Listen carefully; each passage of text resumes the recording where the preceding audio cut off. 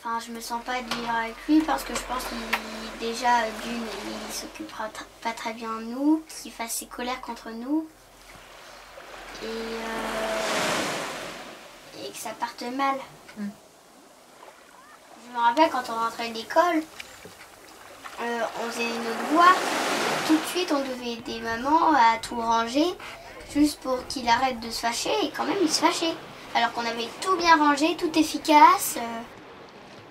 Ça a commencé quand papa il a eu Google Home, et donc j'avais mis dans ma chambre. Donc on a juste à dire ok Google, mets-moi cette musique. Donc le soir en plus j'étais pas très bien, donc je me suis mis cette musique. Et donc papa il est resté à la porte de ma chambre et il s'est moqué de ma chanson.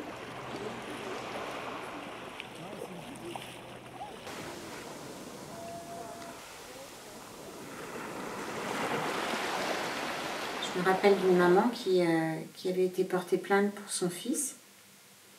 Et le policier lui avait calmement expliqué « Revenez quand votre fils aura la jambe fracassée. » Ou les bras, ou la mâchoire. Et je trouve que c'est insupportable d'entendre une chose pareille. Un enfant qui a des bleus à l'âme, c'est un enfant qui marche avec la mort à ses côtés. Et pourquoi on ne peut pas l'entendre, ça ? En fait, faut s'imaginer que du coup c'était assez traumatisant comme moment quand même. Et jusqu'à mes 12 ans, je m'urinais dessus de peur quand mon père se mettait en colère. C'est toujours moi qui m'engueulais avec mon père et ça criait, mais pendant des heures. Ça pouvait un peu me donner une place de parent vis-à-vis de mes frères et sœurs parce que eux ils se taisaient aussi, comme ma mère. Et parfois j'avais un peu l'impression de prendre la place de ma mère. Quand j'étais plus jeune, j'espérais vraiment avoir une famille normale, heureuse. Et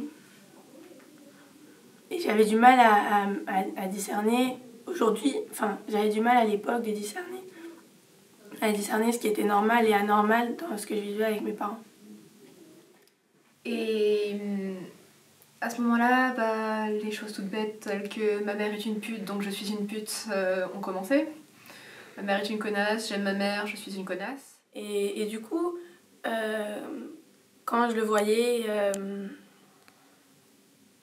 devenir tout violette, commencer à se battre ou commencer à insulter les gens ou à conduire à toute vitesse en hurlant sur l'autoroute sans raison en plein milieu de la nuit où je devais venir, on m'avait dit que c'était normal et qu'il fallait surtout rien faire. Sa mère, elle me disait qu'il fallait rester dans la chambre et laisser passer et surtout ne rien faire, ne rien dire, ne jamais s'exprimer face à ça, ne jamais dire à personne et surtout ne jamais le contredire.